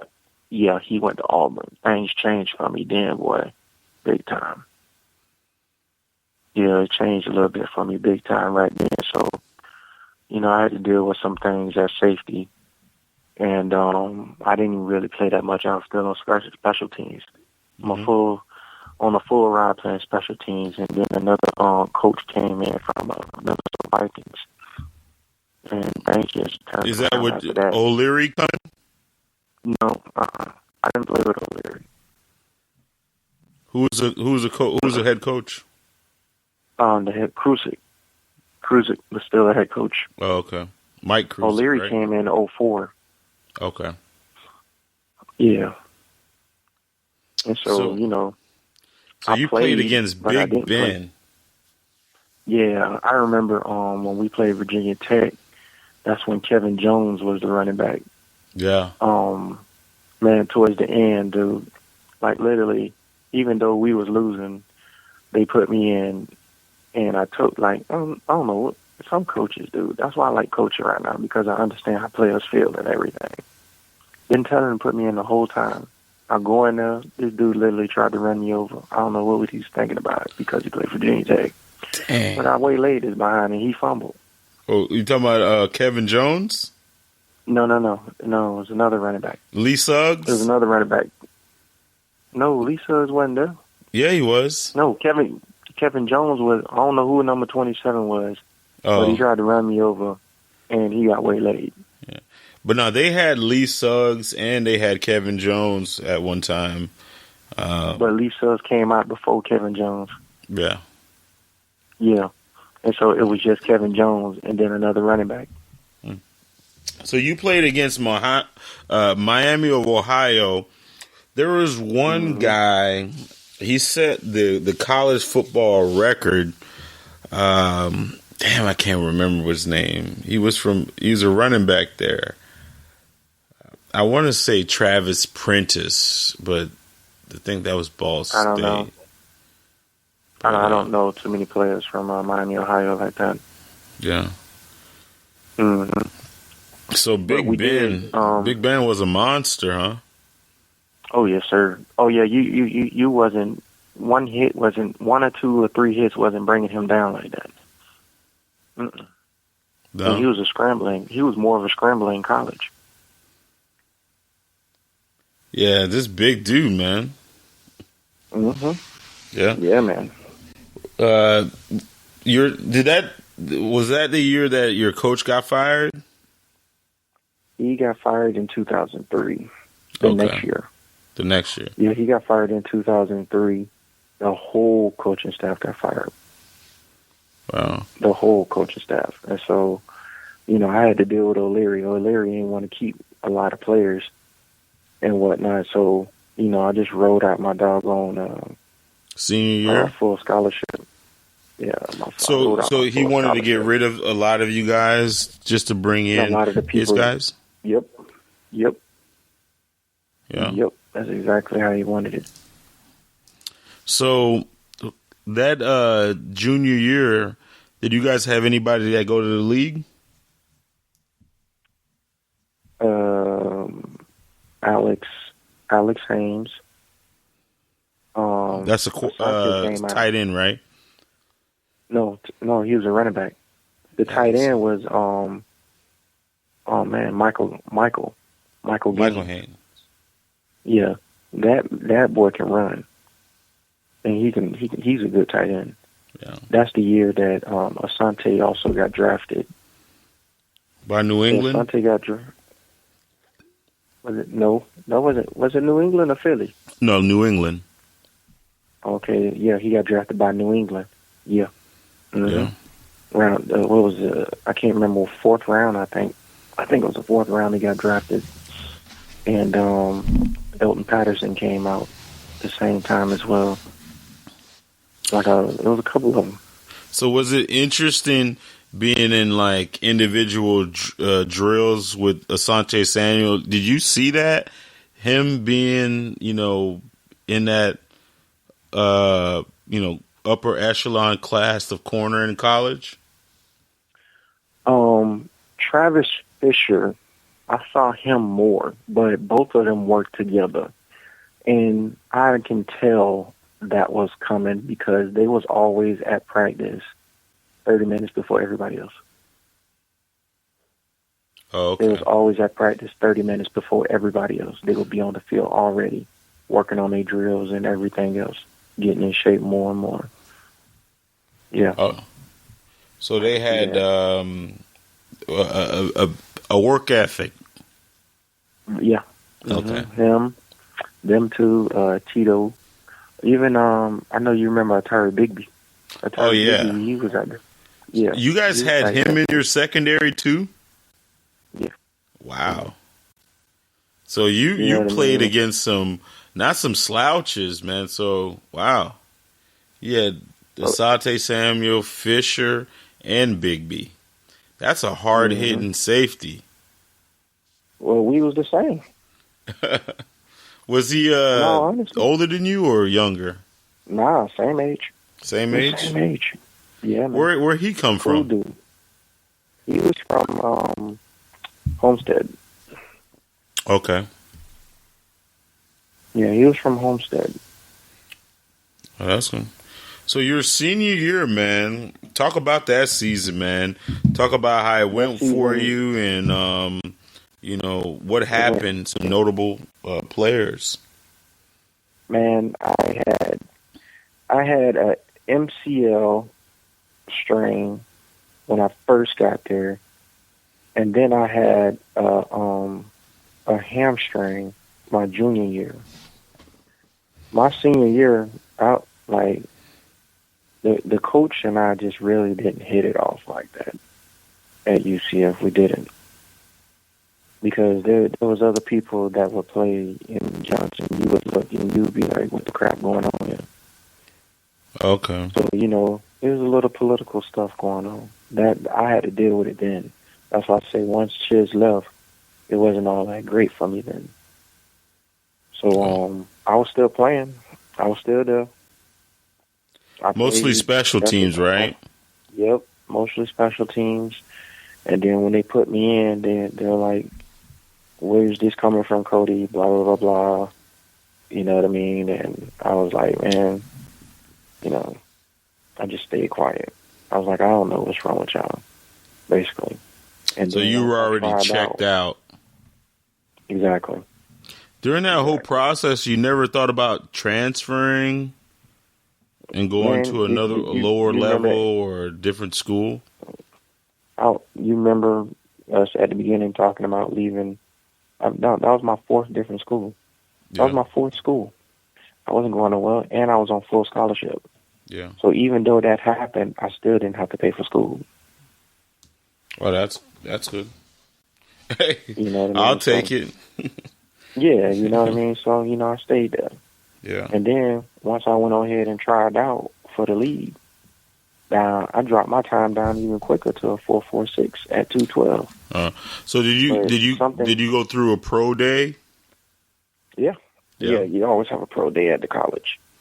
And it was a couple of guys was like, who is this guy? Why nobody's looking at him, blah, blah, blah, blah.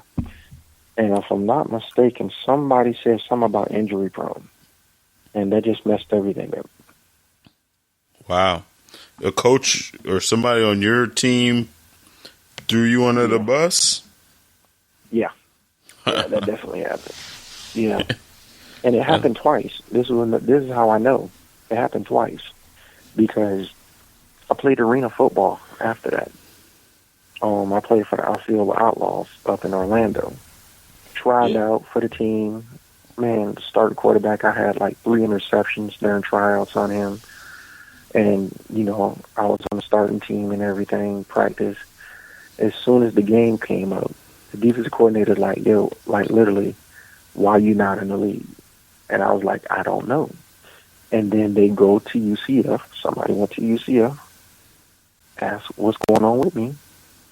And he said, he just come back and said, you're not ready yet. And I didn't play the first game. Just like that. Wow. Exactly. Just like that, fool. And the other players were like, what? And then they put somebody else in over me that's half my size. He's a little shiftier, but he's more of a return specialist, not a safety in arena football. And so, I had to deal with that in arena football. I did that for 1 year, then I was like, I'm done with this political stuff. I prefer to coach kids just to let them get to college. Yeah. Hey, before we move too far ahead, you said B. Marshall was on your team. Yeah. Did you ever have to go against him? Yeah. Man, that guy, was he a monster back then, or did he kind of develop into the monster he was? He developed into that. He had some decent speed for his size and whatnot, but he was developing. You know what I mean? So it was a little hard for him to get off the gym as a freshman, which is understandable. You know what I mean? So his junior and senior year at UCF, he blew up, man. Yeah, man. I mean, at one point, man, when he was in the NFL, man, he was arguably like a top 5 receiver. He probably still is, man. Yeah.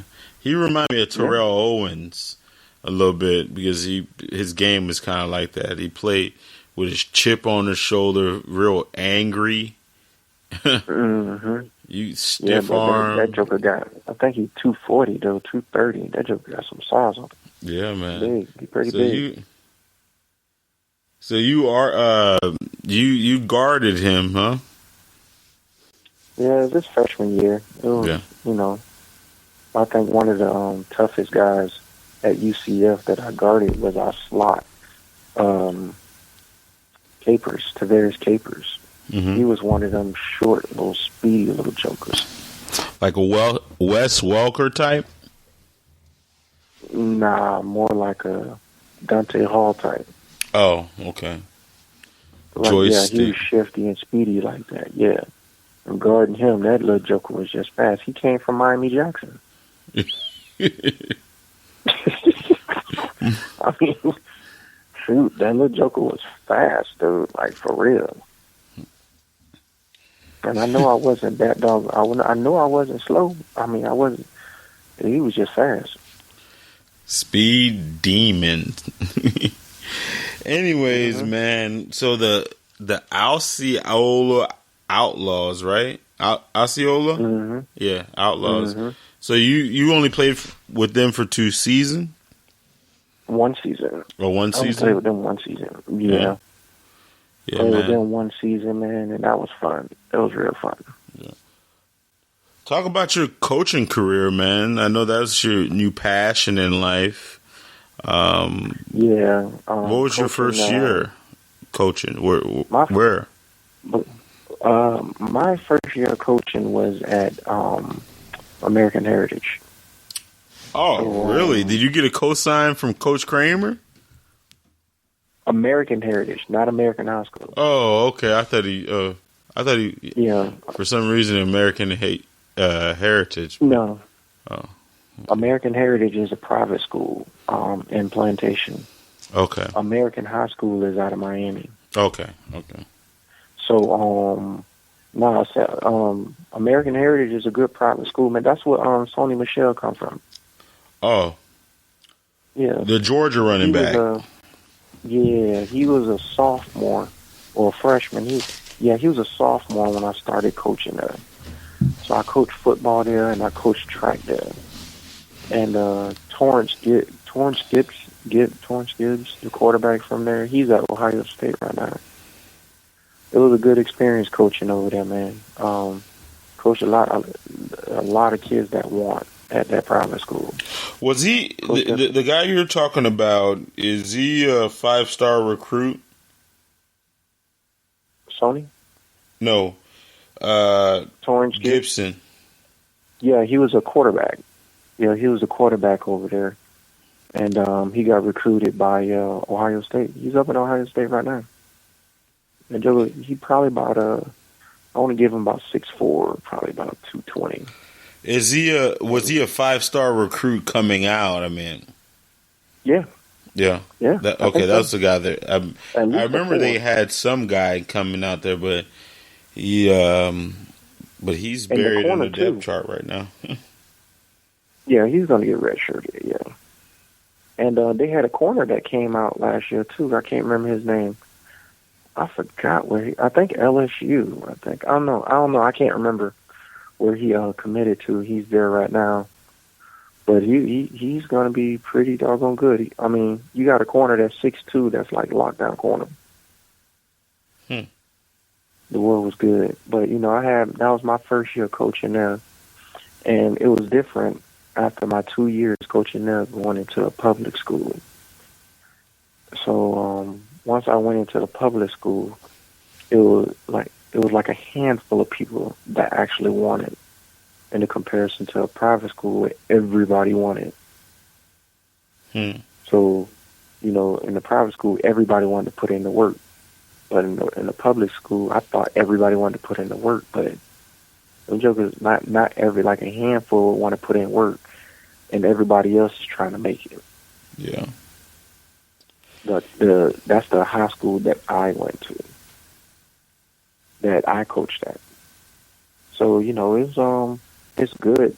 It's really good. There's a lot of kids that don't know, and that makes me want to stick with coaching high school football, period, because they don't know what it takes to get to college, like all aspects. And then when they don't know, you can tell because it rolls over into life. Because if a lot of kids don't have no push in football if you're playing football. So are you going to have a push in life? Right. So then I become from a coach to a mentor. So now I got to talk to them about it. Yeah. No, out of 10. It's. I mean, I really commend you for doing that, because it's really easy to get caught up. I mean, fortunately for me, I wasn't never a big time star, so I always had something to prove. I always had a little chip on my shoulder. So, but a player that comes out now that is a big football star. Everybody you talk to, the recruiters telling you you're great. Your high school coaches telling you you're great. The females are chasing you because they think that you're going to be an NFL star. Everybody thinks you're great. And then, boom, you're in college. You got 15 credit hours. Ain't nobody going to do your homework. You got football practice, and maybe you don't come from the richest family ever. You got, you might get a little financial aid check on the side, but, if you don't work, you don't eat. Besides that, those meal plans that they give for you, but, who really messes with that? It's really easy to get caught up in all that and start feeling yourself and everything. Yeah. Yeah, that a lot of that depends upon how your coach is. Yeah. A lot of it. If your coach is going along with the hype, you're going to go with the hype. If your coach is still teaching you how to be a man, then you should be humble going into that situation. But you know what? It's not so easy because you think about it. Why should you? Everybody's telling you how great you are, and then you sign that contract and you're in, the real world, but all you remember is how great you were. And you don't realize that you're just one of a whole bunch of other people that were great in high school too. But the thing is that the type of coach that you get, if you have a coach that experienced that, the coach will humble you. You get what I'm saying? If you have a coach that never experienced that, that's why I say either he's going to go along with the hype or he's going to humble you. So you have the different type of coaches, you get what I'm saying, that can humble the player. And that's not even talking about how your parents are. You get what I'm saying? No, and if your parents humble you, you get what I mean, then you're really humble and you're not even trying to listen to hype. The only thing that you're trying to do is do your best in everything that you do. If you have a mindset when you're trying to do your best in everything that you do, and you're working at the same time, you don't have time for the hype. The only thing you have time for is success. Yeah. And that's what you got to keep implementing into those kids, man, in the high school level. You know what I mean? Okay, you got a good pair of shoes. Okay, how long you think them shoes gonna last? How long you think the hype gonna last? You know what I mean? Okay, I understand you got these good pair of clothes. Okay, how long that's gonna last? Yeah. You know what I mean? So like that's the thing. You have to keep letting them know. You know what I mean? They say don't believe the hype. You know that song? It's true. You know what I mean? You can't feed into that. Once you start feeding into that, now you're looking at the wrong thing and your mind is concentrating on the wrong thing. Yeah, no doubt, man. So, like, being over there on that coast, man, you're seeing, like, the best of the best. Like the St. Thomas Aquinas, like, those things. Talk about that, man. Man, over here on this coast, man, it's big. I didn't realize there's, like, 34 high schools in Broward County, dude. There's a lot of high schools in Broward County. Let alone with the high schools, there is probably about 3 top private schools over here. They can recruit from wherever they want to recruit because they're private schools. So within the public schools, your coaching staff have to be on point. If your coaching staff is not on point, the kid is going to leave. It's just as simple as that. Yeah. Either he going to leave to the private school or he going to leave to another public school. So that's the part I've learned on don't believe the hype. Because private schools do it and other public schools do it. And some of them are car salesmen. I'm going to tell you that right now. So, the athletes that we see, the really good ones, they've been really loyal to their coach. And so I assume from me when I started coaching that they have a really good coach. So, like, who can I talk about? Stacy over in Miami. He came from Northeast High School. You know what I'm talking about? Stacy Cooley? No. Yeah, number 3, the wide receiver in Miami. He came from over here. Oh, okay. Yeah, I got you. You know what I'm saying? He had a decent coach. Okay, how about another one? Ridley. Ridley came from a high school right around the corner from you right now. And he believed in his coach. Ridley is from Alabama. Yeah. number 5. Exactly. Okay. Now, over for the Gators. I think he's number 4. What's his name? The slot / running back, the short one. Nah, I don't follow the Gators too much. Okay, I do. I can't remember his name right now. He's from Deerfield. Played against him all the time. The little joker was faster than I don't know what. And then and then you have the running back from the Gators. Calvin Taylor? No, the other one. Number 25. The other one, right behind Calvin Taylor. I can't remember. Jordan. His last name is Jordan. He came from a school right down the road. You know what I mean? There's a lot of different colleges that's out there that a lot of these kids are coming out of Broward County, man. Yeah. And most of those kids are doing that because they have coaches that put time into them. And so those are a lot of loyal coaches. And then you have the coaches that's sitting there giving you a dream. And those are the ones that get disappointed to me. Yeah. Isaac, did you guys play against St. Thomas this year? No. No. No, on the team that we played against was Flanagan. Okay. Flanagan High School, we played them, and we beat them 13-12.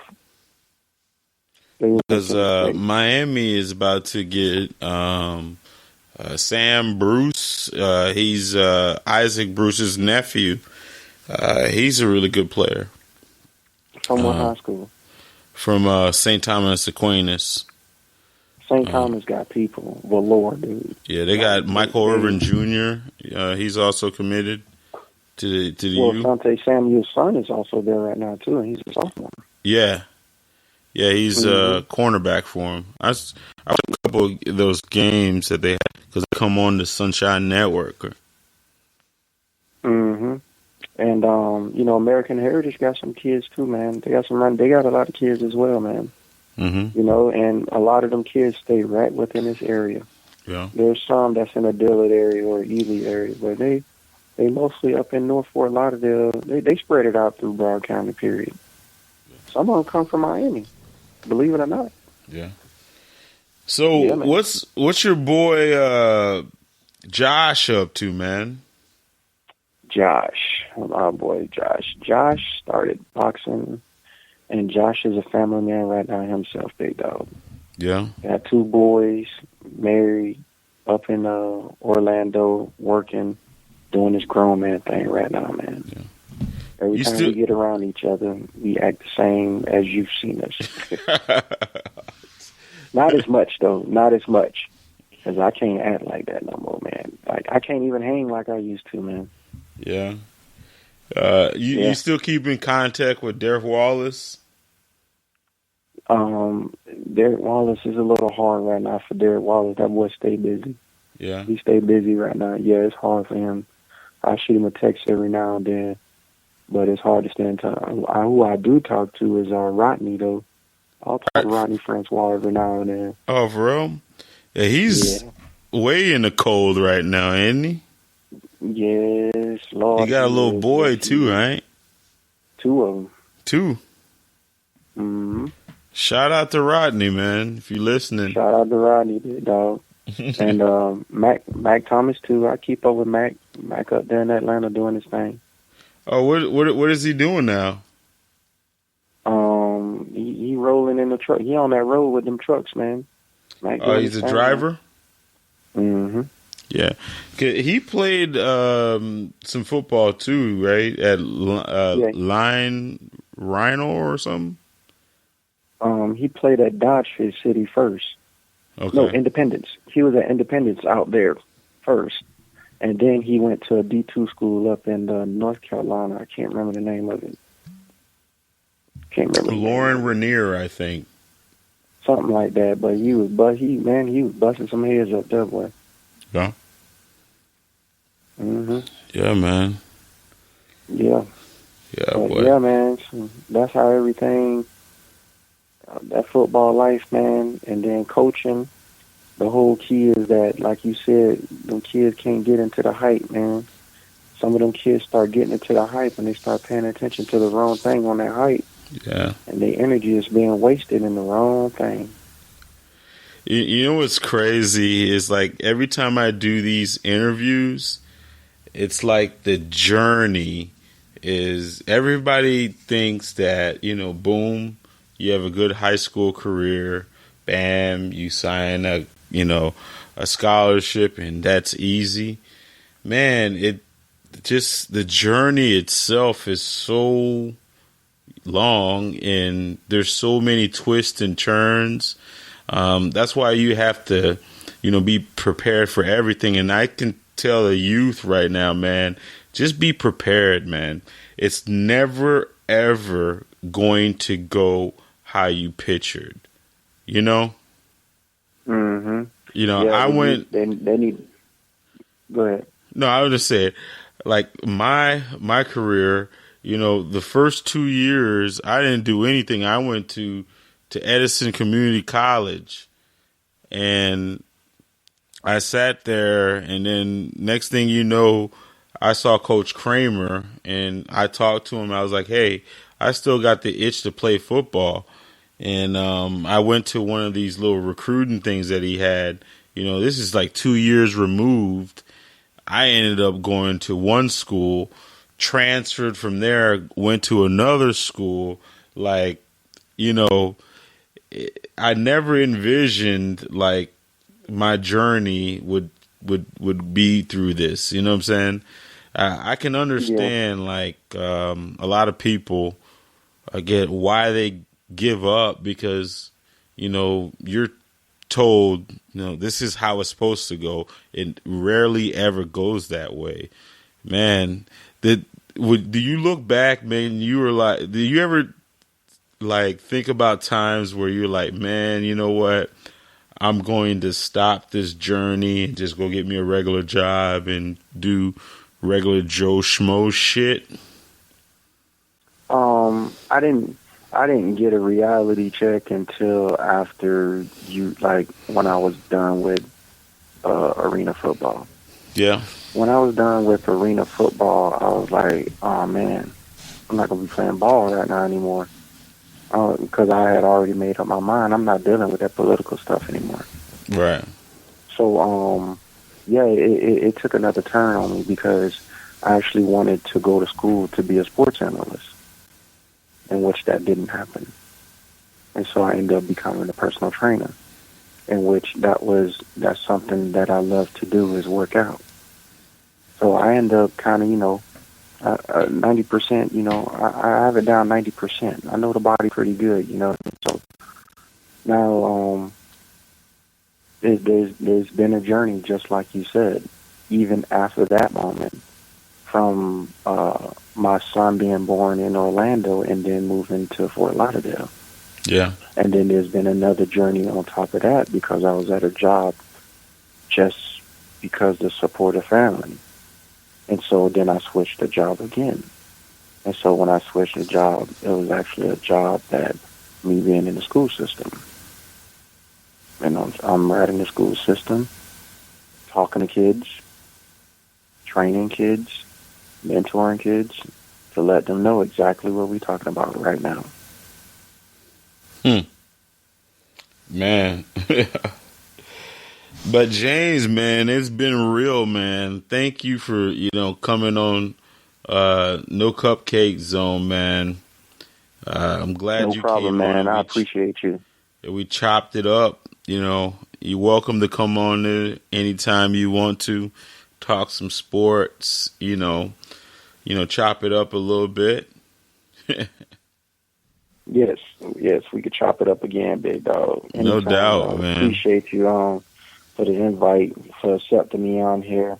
Shout out to all the Naples people. I know I haven't been there, but I'm there. Just because I ain't physically there, I'm there repping Naples every single time. Everybody think I'm from Fort Lauderdale. I say no, Naples. Anything else you want to plug, man? Any more shout outs? Any business ventures? Any business fixtures? None right now, man. Ventures. Just business ventures. Yeah. Any business, any products, any services that you want to plug?